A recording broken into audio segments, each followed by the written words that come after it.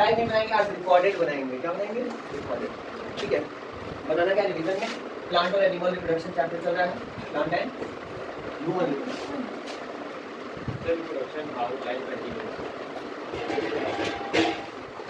बेटा टॉपिक यही है, लाइफ कंटिन्यूएशन इसलिए बोलते हैं क्योंकि ये रिप्रोडक्शन है, किसी चीज को दोबारा से जीवित करना यानी बना देना, क्रिएट कर देना, इसलिए उसको क्या बोलते हैं? रिप्रोडक्शन। ठीक है, पहले थोड़ा सा रिकॉल करेंगे, शॉर्ट में रिकॉल करेंगे। ठीक है, प्लांट का गैमेटोफिटिक फेज क्या होता है बेटा? प्लांट का गैमेटोफिटिक फेज क्या है या सेक्सुअल पार्ट क्या है प्लांट का? फ्लावर। क्या है? फ्लावर में दो कंपोनेंट होते हैं, कौन कौन से बेटा? एक होता है स्टेमेन, क्या बोलते हैं, और दूसरा होता है क्या बेटा? पिस्टिल और कार्पेल। कार्पेल भी इसे कहते हैं। स्टेमेन का रिप्रोडक्टिव स्ट्रक्चर क्या है? एंथर है, और एंथर के अंदर जो गैमीट पाए जाते हैं उन्हें बोलते हैं क्या? पॉलन ग्रेन फूल। कार्पेल के अंदर ओवरी रिप्रोडक्टिव स्ट्रक्चर है, और ओवरी के अंदर क्या पाया जाता है? ओव्यूल, और ओव्यूल क्या है? Egg cell. क्या है बेटा? Egg cell. ये फीमेल गैमेटोफाइट है और ये मेल गैमेटोफाइट। ये दोनों किसमें इन्वॉल्व है? सेक्सुअल रिप्रोडक्शन में इन्वॉल्व होते हैं। अगर एसेक्सुअल की बात करें, एसेक्सुअल में हमेशा वेजिटेटिव पार्ट यूज होता है। कौन सा? Vegetative part. वेजिटेटिव पार्ट कौन कौन से बेटा? स्टेम हो सकती है, लीव्स हो सकती है, roots, buds, rhizome, anything which is related to the structure और पार्ट ऑफ द प्लांट। ये क्या हो जाते हैं? रिप्रोडक्टिव स्ट्रक्चर है एसेक्सुअल। यानी आप अगर इनको काट दें, लगा दें मिट्टी में, तो ये एक नया प्लांट क्रिएट करेंगे। ठीक है, डिफरेंस ये समझना है कि जो सेक्सुअल स्टेज है, सेक्सुअल में हमेशा गैमेटिक फेज होगा। कैसा फेज होगा बेटा? गैमेटिक। और यहाँ प्रोसेस जो होगा वो क्या होगा? फर्टिलाइजेशन। क्या होगा? फर्टिलाइजेशन। यानी यहाँ पे जाइगोट का फॉर्मेशन होगा। किसका फॉर्मेशन होगा? जाइगोट का। लेकिन एसेक्सुअल में बेटा यहाँ पे ना तो जाइगोट बनेगा, जाइगोट यहाँ पे नहीं बनेगा। यहाँ पे हमेशा पेरेंट का पार्ट यूज होगा। किसका? Parent part. That means single parent is capable of creating a new species. यहाँ पे डबल पेरेंट या डुअल पेरेंट यूटिलाइज होते हैं, जो गैमेट की क्या करते हैं? शेयरिंग करते हैं। ठीक है, समझ में आई बात? यहाँ पे एम्ब्रियोनिक डेवलपमेंट देखने को मिलता है। एम्ब्रियोनिक डेवलपमेंट किस फॉर्म में? फ्रूट एंड सीड के फॉर्म में। किस फॉर्म में बेटा? Fruit and seed. यहाँ पे डायरेक्टली सोमैटिक सेल का डेवलपमेंट होता है। सोमैटिक का मतलब है बेटा प्लांट बॉडी, और प्लांट बॉडी क्योंकि पेरेंट के पार्ट से डेवलप हो रही है, तो यहाँ पे नंबर ऑफ क्रोमोसोम जो होते हैं, नंबर ऑफ क्रोमोसोम वो सेम किसके होंगे? पेरेंट से। किससे सेम होंगे बेटा? पेरेंट से सेम। क्लियर है? समझ में आ रही बात? यहाँ पे जो नंबर ऑफ क्रोमोसोम होगा, number of chromosome, very good, chromosome जो होगा वो गैमीट में हाफ होगा। क्या होगा? गैमीट में हाफ होगा, और दो हाफ मिलके क्या बना देंगे बेटा? डबल बना देंगे, जिसे हम डिप्लॉइड बोलते हैं। क्या बोलते हैं? डिप्लॉइड। यानी कि सिंगल स्पर्म और पॉलन ग्रेन हैप्लॉइड कहलाएगा, ओवा हैप्लॉइड कहलाएगा, और जैसे ही दोनों का फ्यूजन हो जाएगा ये क्या बन जाएंगे? डिप्लॉइड बन जाएंगे, डिप्लॉइड स्टेज में आ जाएंगे। क्लियर है यहाँ तक? कोई कंफ्यूजन आपको समझ में आया? समझ में आ गया? पक्का आज एकदम 100% आ जाना चाहिए। आज अगर नहीं आया तो खेती करने की व्यवस्था भूल जाए। भविष्य में खेती करना पड़ सकता है, because agriculture is a permanent thing. अब जैसे मान लो कि आप खेती करने गए, गांव में किसी किसान के पास गए, आपने ही घर की खेती में गए करने, और आपको बेटा पता नहीं है कि गन्ना कैसे लगाया जाता है, और आप गन्ने का फूल खोजने लग गए, तो जो देखेगा वो खुशी बनेगा। बीज का जड़ नहीं होता है, that is the bud of the sugarcane which is utilized as a part of vegetative propagation. हाँ, जैसे मान लो आलू की खेती करनी और आपसे बोले एक आलू दे रहे हैं, इससे 10 पौधे लगा दीजिए, तो अगर कैसे लगेंगे 10 पौधे? जब उसमें 10 आई बर्ड्स होंगे। अगर 10 आई बर्ड्स हैं तो छोटे छोटे पार्ट में कट कर लो, लगा दो, लग जाएगा। समझ में आई बात कि नहीं? लहसुन की खेती जानते हैं कि नहीं? वो जड़ वाली लहसुन को जानते हैं, जो नीचे से हरी हरी हो। हाँ, तो वो कैसे हरी हरी हो जाती है? उसके लिए सर लहसुन का एक टुकड़ा लेना पड़ता है। लहसुन का टुकड़ा नहीं लेते बेटा, एक पूरा सीड लेते हैं। हाँ वही। Now come to the female reproductive system.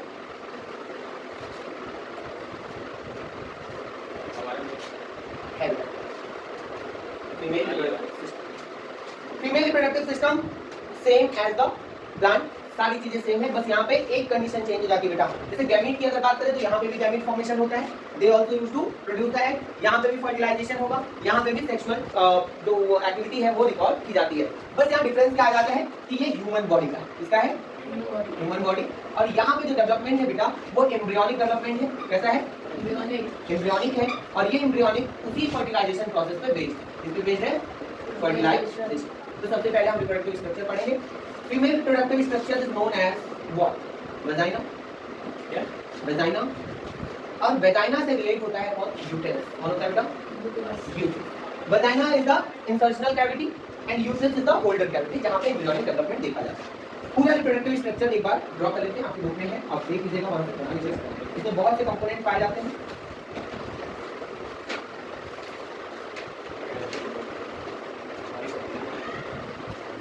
वो देखेंगे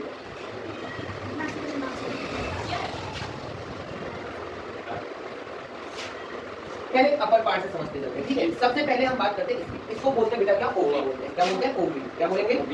ओवरी। क्या बोलेंगे? ओवरी। किसी भी फीमेल में नंबर ऑफ ओवरीज कितनी होती हैं? 2 होती है। That means one pair of ovary. क्या बोल सकते हैं?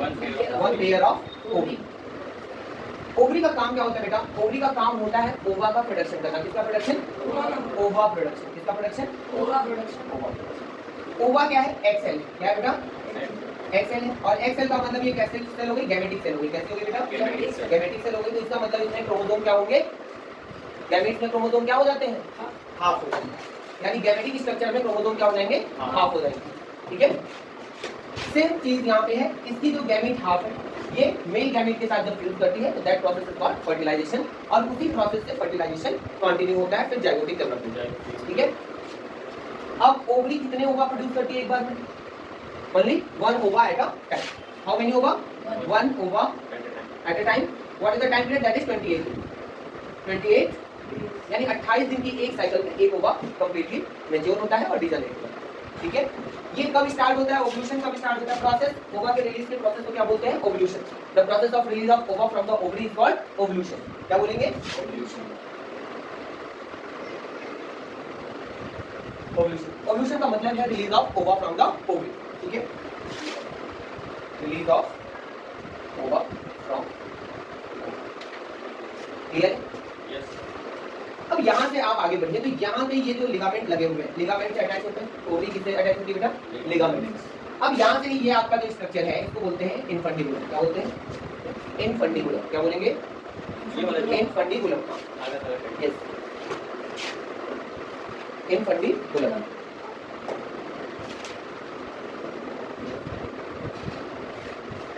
इतना ज्यादा डिटेल आपके में है नहीं, बट थोड़ी चीजें हैं जो जरूरी है वो हम आपको बता दे रहे हैं। ठीक है।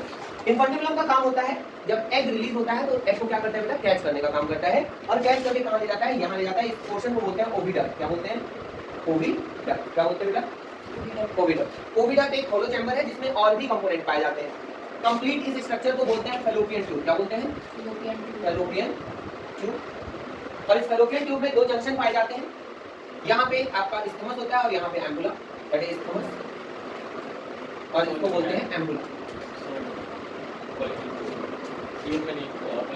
ये जो पूरा स्ट्रक्चर यहाँ से यहाँ तक का है इसको बोलते हैं फैलोपियन ट्यूब। क्या बोलते हैं? और ये जो फिंगर लाइक स्ट्रक्चर है इसको बोलते हैं बेटा इनफंडिबुलम। इनफंडिबुलम क्या करेगा? एग को कैच करेगा और फैलोपियन ट्यूब में भेज देगा। तो सबसे पहले जो एग निकलता है यहाँ से तो वो इनफंडिबुलम में आया, फिर यहाँ से मूव करता है स्टमस, स्टमस से आता है एम्बुला। ठीक है। और ये जो एम्बुला स्टमस का जंक्शन है इसी पॉइंट पे क्या होता है? फर्टिलाइजेशन। क्या होता है? फर्टिलाइजेशन। यानी कि फर्टिलाइजेशन प्रोसेस अगर आपसे पूछा जाएगा जनरली पूछा ही जाता है, name the part where the fertilization takes place, that is ampullary isthmic junction, या फिर आप एम्पुला भी लिख सकते हैं क्योंकि अब एनसीईआरटी ने मॉडिफाई कर दिया है, only ampulla is sufficient for the fertilization. ठीक है। फर्टिलाइजेशन होता किससे? स्पर्म सेल से होता है। ठीक है। अब बात आती है कि ये प्रोसेस स्टार्ट कब होती है, क्यों ये प्रोसेस स्टार्ट होती है और कब स्टार्ट होती है। ये इरेज कर दें, ठीक है, देख लीजिए।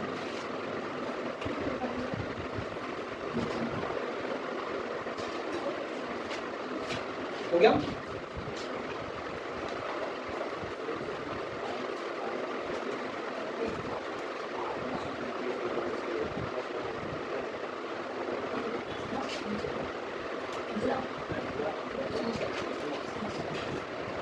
गया बेटा? समझ में आया? अब बात करते हैं प्रोसेस स्टार्ट कब होती है। तो जब भी मेल फीमेल दोनों में एक टर्म यूज करते हैं प्यूबर्टी। क्या यूज करते हैं? Puberty. Puberty is the age group from where the sexual activities initiate, यानी कि वह उम्र जिसपे सेक्सुअल एक्टिविटीज डेवलप करती है, यानी सेकेंडरी सेक्सुअल कैरेक्टर डेवलप करते हैं। सेकेंडरी सेक्सुअल और क्योंकि अभी फीमेल रिप्रोडक्टिव की बात हो रही है तो प्यूबर्टी के टाइम पे जो प्रोसेस स्टार्ट होता है उसे बोलते हैं मेंस्ट्रुअल साइकिल। क्या बोलते हैं? Menstrual cycle. ये प्रोसेस तो मतलब ये प्यूबर्टी की स्टार्ट का मेंस्ट्रुअल साइकिल का मतलब होता है the cycle of release of ova and its time phase from initial to the maturity. यानी एग रिलीज होने के बाद स्टार्टिंग से जब वो छोटा है उसके बाद धीरे धीरे मैच्योर हो रहा है, मैच्योरिटी के बाद उसका क्या पोस्ट स्टेज होगा वहां तक की साइकिल को क्या बोलते हैं? Menstrual cycle. कितने दिन की होती है ये साइकिल बेटा? 28 डेज की। कितने दिन की होती है? 28 डेज की। इसमें 0 से 7 डेज, 7 to 14 डेज और 14 to 28 डेज की साइकिल काउंट होती है। 0 to 7 रिलीज ऑफ ओवा होता है जिस टाइम पे एंडोमेट्रियम बन रही होती है, ठीक है। 7 to 14 मैच्योरिटी फेज तक जाता है, 14 पे ओवा मैच्योर हो जाता है। इसके बाद फर्टिलाइजेशन के लिए वो क्या होता है? Capable. That means the maximum time period for fertilization is 14 days. और 14 के बाद अगर फर्टिलाइजेशन नहीं होता है तो धीरे धीरे ओवा माइग्रेट करेगा और ये यहाँ से आ जाएगा कहाँ? यूट्रस में, और फिर यूट्रस से डिस्चार्ज हो जाएगा। आ जाएगा डिस्चार्ज। डिस्चार्ज के साथ ब्लीडिंग क्यों होती है? इसका रीजन ये है कि जो इनर लेयर है, सबसे ऊपरी सतह अंदर की, यानी इनर अपर लेयर जो है जिसे हम लोग बोलते हैं बेटा क्या? एंडोमेट्रियम। क्या बोलते हैं? Endometrium, myometrium and perimetrium. Myo middle layer है, पेरी लास्ट लेयर है और एंडो अपर लेयर है। एंडोमेट्रियम में ब्लड कैपिलरीज ज्यादा पाई जाती है। कौन सी कैपिलरीज? Blood capillaries. क्यों? क्योंकि अगर ओवा फर्टिलाइज हुआ तो इम्प्लांटेशन कहाँ होगा? एंडोमेट्रियम में होगा। यहीं पे इम्प्लांटेशन भी होता है। क्या होता है बेटा? बोर्ड एग्जाम में ये क्वेश्चन पूछा जाता है, what is the place of implantation? तो प्लेस के केस में आंसर क्या होगा? यूटेरस होगा। क्या होगा बेटा? यूट्रस होगा। और साइट ऑफ इम्प्लांटेशन क्या होगा? तो एंडोमेट्रियम होगा। क्या होगा? एंडोमेट्रियम। यानी इम्प्लांटेशन अगर होना है जाइगोट का, किसका? जाइगोट का, तो कहाँ होगा? एंडोमेट्रियम लेयर पे होगा और यूट्रस के अंदर होगा। समझ में आई बात? क्लियर है? अगर इम्प्लांटेशन नहीं होता है उस केस में ये ओवा क्या हो जाता है? डिस्चार्ज हो जाता है along with the blood, along with the blood। और इसी को बोलते हैं मेंसेस। क्या बोलते हैं? मेंसेस। क्लियर है यहाँ तक? कोई कंफ्यूजन? इसमें आगे हार्मोनल टॉपिक्स है जो हम कल कंटिन्यू करेंगे। एक बार इतना पहले रिकॉर्ड और रिवाइज करिए, उसके बाद स्ट्रक्चर बनाइए फीमेल रिप्रोडक्टिव सिस्टम का। उसकी सारी लेवलिंग याद करेंगे, हर कंपोनेंट हर पार्ट याद करना है।